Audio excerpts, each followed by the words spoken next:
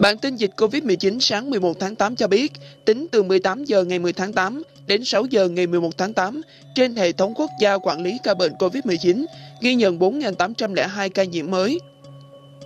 Trong đó, 10 ca cách ly ngay sau khi nhập cảnh, 4.792 ca ghi nhận trong nước, trong đó có 1.135 ca trong cộng đồng, gồm Thành phố Hồ Chí Minh 2.128 ca, Bình Dương 936 ca, Long An 515 ca, Đồng Nai 428 ca, Tây Ninh 263 ca, Tiền Giang 177 ca, Bà Rịa Vũng Tàu 102 ca, Vĩnh Long 63 ca, Khánh Hòa 41 ca, Phú Yên 33 ca, Bình Thuận 27 ca, Sơn La 19 ca, Đồng Tháp 15 ca, Kiên Giang 12 ca, Bình Định 10 ca, Quảng Ngãi 9 ca, Hà Tĩnh 7 ca, Hà Nội 3 ca, Nghệ An 2 ca, Nam Định 1 ca, Lạng Sơn 1 ca.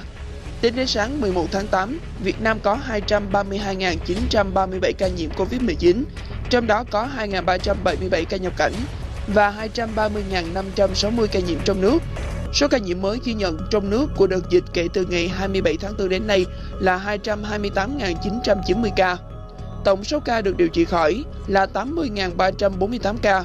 Số bệnh nhân nặng đang điều trị ICU là 491 ca. Số bệnh nhân nguy kịch đang điều trị ECMO là 20 ca. Có 2 trên 62 tỉnh thành phố đã qua 14 ngày không ghi nhận trường hợp nhiễm mới trong nước là Quảng Ninh, Bắc Kạn.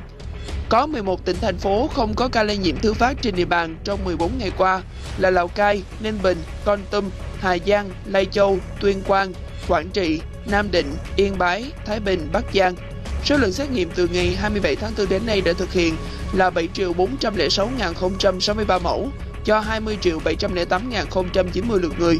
Tổng số liều vaccine được tiêm là 11.341.864 liều. Trong đó tiêm một mũi là 10.305.762 liều, tiêm mũi 2 là 1.036.102 liều. Báo Thanh niên sẽ tiếp tục cập nhật tình hình dịch bệnh COVID-19 trong các bản tin sau.